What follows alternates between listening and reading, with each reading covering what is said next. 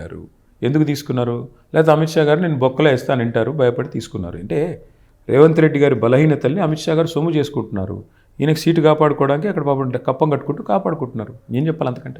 ఇద్దరు మధ్య గ్యారెంటీలో 2-3 గ్యారెంటీలు అమలు చేసామంటే ఏంటి అమలు చేశారు? 2 గ్యారెంటీలు అమలైనాయి. 2 గ్యారెంటీలు అమలైనాయి.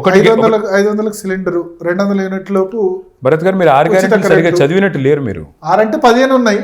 అట్లా 6 అంటే 15 ఉన్నాయి, 15 అంటే 420 ఉన్నాయి. కాదు 6 అంటే 15 ఉన్నాయి, 15లో ఇంకా 420 ఉన్నాయి. నేను చెప్పేది 2 గ్యారెంటీలు అమలైనాయి రేవంత్ రెడ్డి వచ్చాక. ఒకటి ఇంటికి బుల్డోజర్ గ్యారెంటీ, రెండోది తలకి తుపాకీ గ్యారెంటీ. పారిశ్రామికవేత్తలకు తలకు తుపాకులు పెట్టిన ఉదంతాలు గతంలో ఎప్పుడైనా చూసామా ఈ రాష్ట్రంలో? మీరు ఆలోచించండి. ఒక మంత్రి గారి కుమార్తె చెప్తోంది పారిశ్రామికవేత్త తలకి తుపాకీ పెట్టడం జరిగింది, అది కూడా తుపాకీ రేవంత్ రెడ్డి ఇచ్చాడు, పెట్టినవాడు రోహిన్ రెడ్డి అని మంత్రి గారి కుమార్తె చెప్తోంది. పోలీసులు గడ్డి బీకుతున్నారా? ఏం చేస్తున్నారు పోలీసులు? నాకు అర్థం కాదు. పోలీసులేమో కాదు పెట్టింది మంత్రి గారు ఓఎస్డి, తుపాకీ ఇచ్చింది మంత్రి గారు భర్త అని చెప్తున్నారు. ఎవడో ఒకరినైతే లోపలే అడగాల లేదా? కనీసం ఆ డైరెక్టర్ దగ్గర తీసుకున్నారా ఎవరు తుపాకీ పెట్టారని తలకని? పోలీసులు ఏం చేస్తున్నారండి? మా నాయకులు ఇళ్ళ మీద దాడులు చేస్తారా? తుపాకీ తలకు పెట్టి బెదిరించిన వాడు మాత్రం నిక్షేపంలాగా ఉన్నాడు. ఏం జరిగింది అసలు? ఎందుకు తుపాకీ తల మీద పెట్టారంటారు? మీకు అంటే అదొక మిస్టరీ ఉంది కదా. మీకు మిస్టరీ ఉంది. అనుముల బ్రదర్స్ అరాచక రాజ్యంలో ఇవాళ రేవంత్ రెడ్డి గారు ఆయన సోదరులు చివరికి మంత్రులు కూడా అందులో బలిపశువులు అవుతున్నారు. మంత్రి గారి కన్ను అనుముల బ్రదర్స్ కన్ను ఒకటే భూమి మీద పడింది మంచిరేవులలో. ఒక దేవాదాయ శాఖకు సంబంధించిన భూమి ఆ పక్క నుంచి రోడ్ వేయాలా, దానికి సంబంధించి 20 ఎకరాల మీద అనుముల బ్రదర్స్ ఒప్పందం కుదుర్చుకున్నారు. ముందట 15 ఎకరాలు కొండ ఫ్యామిలీ వాళ్ళు కుదుర్చుకున్నారు. ఇద్దరి మధ్యన తగాదా పడ్డది. ల్యాండ్ విషయంలో గొడవ తుపాకుల దాకా పోయింది. ముఖ్యమంత్రి గారు చివరికి మంత్రి గారి ఇంటికి పోలీసులను పంపేదాకా పోయింది. ఇంతకంటే ఇంకేం చెప్పాలి నేను? మంత్రి గారు చెప్పారు కదా, నేను మంత్రి గారి కుమార్తె చెప్తుంది కదా మంచిరేవుల భూమి ఇట్లా జరిగింది. నేను చెప్తున్న విషయం కాదు. కాంగ్రెస్ పార్టీ మెంబర్ కాదు కాబట్టి రేపు కుమార్తె కూడా కాదంటారేమో, కొండా సురేఖ కుమార్తె కూడా కాదామే అని చెప్తారేమో నెక్స్ట్. సిగ్గుంటే ఈ డీజీపీ, రాష్ట్ర డీజీపీకి సిగ్గుంటే, ఆయన ఏదో డైలాగులు కొట్టాడు కదా, మా దగ్గర పింక్ బుక్ ఉండదు, రెడ్ బుక్ ఉండదు, కాకి బుక్ ఉంటుంది. నేను అడుగుతున్నా ఇలా డీజీపీని, నీ కాకి బుక్ను కాకెత్తుకుపోయిందా? ఎక్కడున్నావు నువ్వు? ఏం చేస్తున్నావు? నీ డ్యూటీ చేయకుండా ఏం పీకుతున్నావు? మీరు పోలీసులు, కాంగ్రెస్ కార్యకర్తలా పోలీసులా మీరు? నేను అదే అడుగుతున్నా. ఈ రాష్ట్రంలో అసలు పరిపాలన జరుగుతుందా? డే లైట్ రాబరీలు జరుగుతున్నాయి, డే లైట్ మర్డర్లు జరుగుతున్నాయి. ఏం చేస్తున్నారండి పోలీసులు? మా నాయకుల ఇళ్ల మీద దాడులు చేస్తూ ఉన్నారు. చందానగర్లో jewellery shop daylight robbery, నిన్నగాక మొన్న బాలానగర్లో డే లైట్ మర్డరు. ఏం చేస్తున్నారు? 41% క్రైమ్ పెరిగింది. నాయకులకు దాడులు డబ్బులకు సంబంధించి వద్దాం. మీరు అధికారంలో ఉన్నప్పుడు దాడులు డబ్బులు ఇవన్నీ సిలీ టాపిక్స్ భరత్. నేను ఒకటే అడుగుతున్నా. జూబ్లీ హిల్స్ ఉప ఎన్నికల్లో నేను స్పష్టంగా జూబ్లీ హిల్స్లో 9.5 ఏళ్లలో మా ప్రభుత్వం ఏం చేసింది చెప్పండి రేవంత్ రెడ్డిని. నువ్వు 2 ఏళ్లలో హైదరాబాద్కి ఏం చేసావు? ఒక ఇల్లు కట్టావా? ఒక మోరీ కట్టావా? ఒక రోడ్డు కట్టావా? కనీసం దోమల మందు కొట్టావా? శానిటేషన్ సరిగ్గా చేసావా? 4,000 కోట్లు కంటోన్మెంట్ లో చేసి చూపించామని చెప్తున్నారు. నేను ఇక్కడ నుంచి స్ట్రైట్ గా మీరు నేను కలిసాను. ఆ 4,000 కోట్లు నేను లెక్క అడిగాను. నేను ఇక్కడ నుంచి స్ట్రైట్ గా మీరు నేను కెమెరా తీసుకుని కంటోన్మెంట్ పోదాం. కంటోన్మెంట్ లో ఓ 100 మందిని అడుగుదాం. ర్యాండమ్ మీ ఇష్టం. నేను కూడా ఎక్కడ ఫ్లైఓవర్ అయింది? ఎక్కడ ఫ్లైఓవర్ అయింది? 4 రూపాయలు ఖర్చు పెట్టాడా? కాగితాలు ఏముంది భరత్? నాలుగు గీక్కుసుకొని పారేసుకుంటే పారేసుకోవచ్చు. కాగితం ఇవ్వడం కాదు కదా. 5,000 కోట్ల కాగితం ఇచ్చాడు. ఇచ్చి ఎన్ని రోజులు అయింది? 1.5 సంవత్సరం అయింది. రూపాయి ఖర్చు పెట్టాడా? కనీసం ఒక గజం ల్యాండ్ సేకరణ చేశారా? ఒక్క దగ్గర ఒక నిర్మాణం, ఒక పొక్కన్న తవ్వారా ఫ్లైఓవర్కి? ఏం ఖర్చు పెట్టారు? ఎక్కడ పెట్టారు? మొత్తం రోడ్ల మీద పొక్కలన్నా పూడ్చాడా కంటోన్మెంట్లో? అంటే చెప్పడానికన్నా బుద్ధి ఉండాలా వినేవాడికి లేకపోయినా. అరే ఏం మాట్లాడతారు? ముఖ్యమంత్రిగా ఉండి ఇన్ని అబద్ధాలు చెప్పొచ్చా? 4,000 కోట్లు వచ్చేసినాయి కంటోన్మెంట్లో అని చెప్తావు. చూపెట్టి ఎక్కడ వచ్చినాయో. అంటే ఇది ఎట్లా ఉందంటే అహానా పెళ్ళంట సినిమాలో కోడిని కట్టేస్తాడు ఇట్లా ముందర కట్టేసి పచ్చడి మెతుకులు పెట్టి తిను. చికెన్ బిర్యానీ పెండింగ్ లో ఉన్న బోయిన్పల్లి, ప్యారడైజ్, ఈ ఫ్లైఓవర్స్ అన్ని షామీర్పేట వరకు అది పెద్ద వరవే కదా. మేము తీసుకొచ్చాం. ఇన్ని సంవత్సరాలే పాసిబుల్ కాదు. ఎక్కడ తీసుకొచ్చారు స్వామి? 10 ఏళ్ళ మా ఎఫర్ట్. నువ్వు వచ్చిన కాయిదాలు వచ్చినాయి. ఇది ఎట్లుందంటే భరత్, సేమ్ టు సేమ్. నోటిఫికేషన్లు ఇచ్చింది మేము, పరీక్షలు పెట్టింది మేము, నువ్వు వచ్చాక కాయిదాలు ఇచ్చావు, ఉద్యోగాలను ఇచ్చాను, డబ్బా కొడుతున్నావు. ఇది కూడా అంతే. మొత్తం ఎఫర్ట్ చేసింది మేము. అల్టిమేట్గా గిరిధర్ గారు అక్కడ ఉన్నప్పుడు నేషనల్ హైవేస్లో ఆయన మా శాంతికుమారి గారికి, ఆయనకున్న ఒక ఆనాడు చీఫ్ సెక్రటరీగా ఉన్న శాంతికుమారి గారిని పంపించి ప్రత్యేకంగా రిక్వెస్ట్ చేసి కాగితం తీసుకునే లోపల ఎలక్షన్ కోడ్ వచ్చింది. లేకపోతే అప్పుడే వచ్చినాయి అవి. ఈయన వచ్చి నేనేదో సాధించారని పోజులు కొట్టారు కదా. మరి ఎందుకు స్టార్ట్ చేయట్లేదు? 2 ఏళ్ళు అయిపోయింది కదా. స్టార్ట్ చేయండి. ఎవరు ఆపుతున్నారు నిన్ను? నువ్వు ఏం చేసావు హైదరాబాద్కి చెప్పి ఓటు అడుగు. ఒక ఇల్లు కట్టావా? 6,000 ఇండ్లు అన్నావు కంటోన్మెంట్లో ఇస్తానన్నావు. ఒక ఇల్లు ఇచ్చావా? ఇందిరమ్మ ఇల్లు ఒక్కటి మంజూరైంది హైదరాబాద్లో? 2 సంవత్సరాలు అయింది కదా వాళ్ళు వచ్చి. ఇంకా 2 ఏళ్ళే కదా ఉండేది. లాస్ట్ ఇయర్ ఎట్లా ఎలక్షన్ 10 సంవత్సరాల నుండి 1,00,000 ఇల్లు కట్టాం. 1,00,000 ఇల్లు కట్టాం. 1,00,000 కట్టారు. 1,00,000 వస్తే ఇవాళ ఆ 1,00,000 కూడా ఏం చేస్తున్నాడు రేవంత్ రెడ్డి? చివరికి మొత్తం కూలగొట్టి మూసీలో ఉన్న వాళ్ళందరూ నెత్తవతలు పాడేసి తీసుకెళ్లి మేము కట్టిన డబుల్ బెడ్రూమ్ ఇల్లు ఇస్తున్నాడు. కేసీఆర్ ప్రభుత్వం కట్టింది 1,00,000 డబుల్ బెడ్రూమ్లు, 42 ఫ్లైఓవర్లు, 100 పైచిలకు లింక్ రోడ్లు. చెప్పమంటే మొత్తం చెప్తాను, లిస్ట్ మొత్తం ఇమ్మంటే ఇస్తాను మీకు. నువ్వు కట్టింది 2 నెలల్లో చూపెట్టు. 40% టైం అయిపోయింది కదా నీకు ప్రజలు ఇచ్చింది. 40% టైంలో 4 పైసల పని చేయలేదు. మిగిల్చిపోయినారు, అప్పుల రాష్ట్రం చేశారు.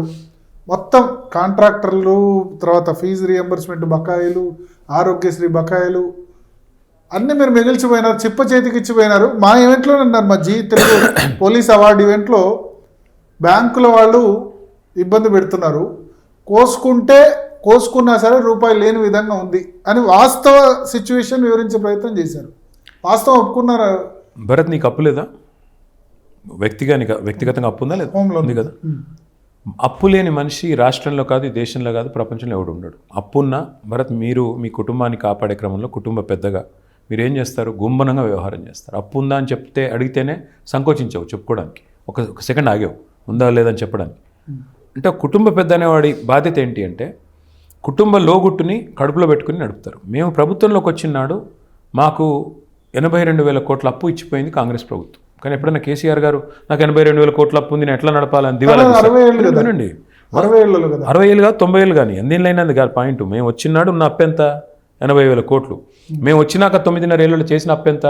కేంద్ర ప్రభుత్వం చెప్పింది. బీజేపీ ఎంపీ రఘునందన్ రావు అడిగితే పార్లమెంట్లో ప్రశ్న, కేంద్ర ప్రభుత్వం ఇచ్చిన సమాధానం CAG controller and auditor general మొత్తం ఇవాల్యుయేట్ చేసిన లెక్క 2,80,000 కోట్ల అప్పు మేము చేసింది. కార్పొరేషన్ల ద్వారా తీసుకుంది. ఇంకా అడిషనల్ గా 2-3 లక్షలు కేంద్ర ప్రభుత్వం చెప్పింది ప్రామాణికమా, లేకపోతే రేవంత్ రెడ్డి ఏనో తలమాసిన సన్నాసి కార్పొరేషన్ ఉంది కదా, కాళేశ్వరం కార్పొరేషన్. ఎంత కామన్ సెన్స్ లేదు ఈ ముఖ్యమంత్రికి అంటే. కొన్ని లోన్లు అసలు ప్రభుత్వం కట్టాల్సిన అవసరం లేదు, కార్పొరేషన్లే కట్టుకుంటాయి. ఇప్పుడు మొత్తం పవర్ కార్పొరేషన్లు ఉన్నాయి, ప్రభుత్వం సున్నా, ఆడేం బాధ్యత లేదు, గ్యారంటీ ఇస్తుంది ప్రభుత్వం అంతే, కట్టే అక్కర్లేదు. వాటిని కూడా కలిపి చెప్తానంటే మూర్ఖుడు అనాలా మంచోడు అనాలా? ఇంకోటి కేంద్ర ప్రభుత్వం కంట్రోలర్ అండ్ ఆడిటర్ జనరల్ కంటే రేవంత్ రెడ్డికి తెలుసా ఎక్కువ లెక్క. సిఏజీ అనేది రేవంత్ రెడ్డి పుట్టక ముందు నుంచి ఉన్న సంస్థ. రేవంత్ రెడ్డి గారు రేపు 10 నుంచి దిగిపోయిన తర్వాత కూడా ఉండే సంస్థ. కాకి లెక్కలు ప్రామాణికమా లేకపోతే కాకి లెక్కలు ప్రామాణికమా? ఈ రేవంత్ రెడ్డి అనే పిల్లకాకి నిన్నగాక మొన్న ముఖ్యమంత్రి అయ్యాడు, కానీ కాగనేది ఎప్పటి నుంచి ఉంది? నేను అనేది ఏమంటే 2,80,000 కోట్ల అప్పు కేసీఆర్ గారు చేశారు 10 ఏళ్లలో. నువ్వెంత చేసావు 23 నెలల్లో? 2,30,000 కోట్ల అప్పు. ఏం పీకావు? 2,30,000 కోట్ల అప్పు చేసి అప్పు కట్టడానికి అప్పు చేశా అంటారు. అదే అంటే ఎన్ని అబద్ధాలు అంటే మీరు జర్నలిస్టులు 7% తీసుకొచ్చాం. జర్నలిస్టులు కూడా దయచేసి పత్రికలు, టీవీలు మీరున్నది నేను చెప్పింది నిజమనో లేకపోతే ఆయన చెప్పింది నిజమని యాజ్ ఇట్ ఈజ్ రికార్డ్ చేసి వేయడం కాదు కదా. నిజంగా నేను చెప్పిన దానిలో వాస్తవం ఎంత ఎప్పుడన్నా ఒక్క జర్నలిస్ట్ అన్న అధ్యయనం చేసే ప్రయత్నం చేస్తున్నాడు. నాకు తెలిసి మీ భయం అడ్వర్టైజ్మెంట్లు రావు అనే భయం. మరి భయం లేకపోతే ఇన్వెస్టిగేట్ చేయండి. ముఖ్యమంత్రి గారు చెప్పిన లెక్కకు తిప్పి కొడుతూ కాగిచ్చింది. నెలకు ఆర్బీఐ ప్రకారం కాగ్ ప్రకారం తెలంగాణ ప్రభుత్వం కడుతున్న మితి 2,000 కోట్లు. ముఖ్యమంత్రి తెల్లారలేస్తే అబద్ధం చెప్తున్నాడు 6,500 కోట్లని. ఒక్కసారి జీ వాళ్ళు మీరు ఇన్వెస్టిగేటివ్ జర్నలిస్ట్ స్టోరీ చేయొచ్చు. మేము 100 సార్లు చెప్పాము స్వామి, 100 సార్లు చెప్పాము. చూపెట్టడానికి మీడియాకి దమ్ము ఉండాలి కదా. మీడియాకి దమ్ము లేదు. ఇవాళ మీడియాకి వెన్నుముక చచ్చిపోయింది. రాష్ట్రంలో మీడియాకి వెన్నుముక చచ్చింది. నేను అదే చెప్తున్నా, ఈ రాష్ట్రంలో మీడియాకి ఇన్వెస్టిగేటివ్ జర్నలిజం చేసే దమ్ము లేదు. ఎందుకంటే ముఖ్యమంత్రి పచ్చి అబద్ధాలు చెప్తుంటే 6,500 కోట్లు కడుతున్న మిత్తి అని చెప్తుంటే ఆ అబద్ధాన్ని పదే వల్లె వేస్తుంటే ఫ్యాక్ట్ చెక్ చేయాల్సింది 4,000 కోట్లు దాటట్లేదు. తప్పు ఆయన చెప్పేది పచ్చి అబద్ధం. నా లెక్క కాదు, కాగ్ లెక్క, ఆర్బీఐ లెక్క. ఇన్ని అబద్ధాలు ఇన్నిసార్లు చెప్తుంటే దాన్ని పదే ఇప్పుడు అప్పుల విషయంలో తప్పుడు లెక్కలు. అప్పు జరిగిందే 2,80,000 కోట్లు అయితే ఒక ఆయన 6 లక్షల కోట్లు అంటాడు మంత్రి, ఇంకొకటి 7 లక్షల కోట్లు అంటాడు, ముఖ్యమంత్రి 8 లక్షల కోట్లు అంటాడు. వాళ్ళ ఇష్టం, నోటికి ఎంత వస్తే అంత. ఇవన్నీ కాదండి. నేను ఇంకొక మాట అడుగుతా భరత్. 2,30,000 కోట్ల అప్పు రేవంత్ రెడ్డి ప్రభుత్వం చేసిన మాట వాస్తవం. ఆయనే చెప్పాడు అసెంబ్లీలో.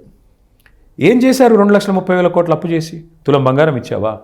4,000 పెన్షన్ ఇచ్చావా? నెలకు 2,500 రూపాయలు మహిళలకు ఇస్తారన్నావు, అది ఇచ్చావా? స్కూటీలు ఇచ్చావా? ఎవరికి ఏం చేశావు? పోనీ ఫీజు రీయింబర్స్మెంట్ బకాయిలు 10,000 కోట్లు ఉన్నాయి, అవి కట్టావా? ఆరోగ్యశ్రీ అరియర్స్ ఉన్నాయి, అవి కట్టావా? ఇవన్నీ మీ టైంలోనే ఉన్నాయి కదా. ఫీజు రీయింబర్స్మెంట్, ఆరోగ్యశ్రీ బకాయిలు 2-3 సంవత్సరాలు పెండింగ్. 2-3 సంవత్సరాల పెండింగ్ అనేది మీ టైంలో కూడా ఉంది కదా. నేను ఏం చెప్పాలి మీకు? ఇదే బాధ మీతో జర్నలిస్టులతో. మీకు ఏమంటే మీరు కనీసం ఈ విషయాలు స్టడీ చేయాలి కదా. పెండింగ్ మీదలో ఉంటున్నాయి కదా. మేము ప్రభుత్వంలోకి వచ్చినాడు 3,200 కోట్ల ఫీజు రీయింబర్స్మెంట్ బకాయిలు ఉన్నాయి. అది కామన్, అది పెద్ద విషయం కాదు. ప్రభుత్వాలను ఆరినంత మాత్రాన జీరో అకౌంట్తో స్టార్ట్ అవ్వదు. ప్రభుత్వం అనేది కంటిన్యూస్ ప్రాసెస్ భరత్. సో నేను అధికారంలోకి వచ్చాను కాబట్టి నేను జీరో నుంచి స్టార్ట్ అవుతానంటే అది ఆస్తులు ఉన్నాయి, అప్పులు ఉన్నాయి. ఎగ్జాక్ట్లీ, సంపద వస్తుంది, అప్పులు కూడా వస్తాయి. వచ్చినప్పుడు మాకు 80,000 కోట్ల అప్పుతో, అందులో దాదాపు 3,000 కోట్ల ఫీజు రీయింబర్స్మెంట్ బకాయిలతో మాకు ప్రభుత్వానికి కాంగ్రెస్ అప్పచెప్పింది. మేమేం చేసాం, 10 ఏళ్లలో 20,000 కోట్ల ఫీజు రీయింబర్స్మెంట్ మేము కట్టాం. మరి మేము దిగిపోయిన తర్వాత కొంత బకాయి ఉంటే ఉండొచ్చు, అట్లా అని చెప్పేసి నేను ఇవ్వను, అది కేసీఆర్ గారు చేశారు, ఆయన అడుగుతామంటావా? కోట్లు అయింది కట్టకపోతే 10,000 కాదు 20,000 కోట్లు అవుతుంది. మేము 10 ఏళ్లలో 20,000 కోట్లు కట్టాం ఫీజు రీయింబర్స్మెంట్కి. నువ్వు 2 ఏళ్ళు ఎంత కట్టావు? ₹2 కట్టలేదు. ఎవరిని దానికి బాధ్యత చేస్తావు? నేనేమంటానంటే ఏది చేయకుండా 2 ఏళ్ళు టైంపాస్ చేసి ఒక రోడ్డు కట్టకుండా, ఒక బ్రిడ్జ్ చేయకుండా, ఒక ఇల్లు కట్టకుండా, హైదరాబాద్లో కనీసం ఒక మోరీ కట్టకుండా, 6 గ్యారెంటీలు అమలు చేయకుండా ఈ 2,30,000 కోట్లు ఎక్కడ పోయినాయి అంటారు? మీరు చెప్పండి నాకు. రాహుల్ గాంధీకి మూటలు పంపడానికి ఏమో డబ్బులు ఉంటాయి నెల నెల. మహారాష్ట్రలో, హర్యానాలో, బీహార్లో ఎక్కడ ఎలక్షన్ జరిగితే అక్కడ కాంగ్రెస్ పార్టీకి 100,000 కోట్లు పంపడానికి డబ్బులు ఉంటాయి, కానీ పేదలకు ఇవ్వడానికి డబ్బులు లేవా? మీరు ఇవాళ గమనించండి, హైదరాబాద్లో హైడ్రా పేరిట అరాచకాలు చేస్తూ, బిల్డర్ల దగ్గర వసూలు చేస్తూ, ఆర్ఆర్ ట్యాక్స్ అని చెప్పి ఒక్కొక్క స్క్వేర్ ఫీట్కి ₹150 వసూలు చేస్తూ ఎక్కడ పోతున్నాయి ఈ డబ్బులు? హైడ్రాలో మీకు అసలు మంచిగా కనబడలేదా? ఉంది, ఎందుకు లేదు? బతుకమ్మ కుంటను బాగా చేసి చూపించారు. కన్వెన్షన్ దగ్గర డెవలప్ చేస్తారు. కామెడీ ఏంటంటే తర్వాత ప్రభుత్వ భూమి దాదాపు 5,000 కోట్ల రూపాయల వర్త్ ప్రభుత్వ భూమిని రక్షించాం. ఏది గాంధీ గారు ఎమ్మెల్యే గాంధీ గారికి ఏది దగ్గరుండి హైడ్రా ఫెన్సింగ్ పెట్టించింది ఆ భూమి? మీరు చెప్పేది ఏ భూమి? గాజుల రామారంలో 11 ఎకరాల భూమి ఎమ్మెల్యే గాంధీ గారు పార్టీ మారినందుకు నజరానాగా ఇచ్చి ఆ భూమికి కంచె దగ్గరుండి హైడ్రా కమిషనర్, హైడ్రా సిబ్బంది చేసిన భూమి గురించి ఏది చెప్తున్నారు మీరు కాపాడింది? నేను ఒకటే చెప్తున్నా భరత్.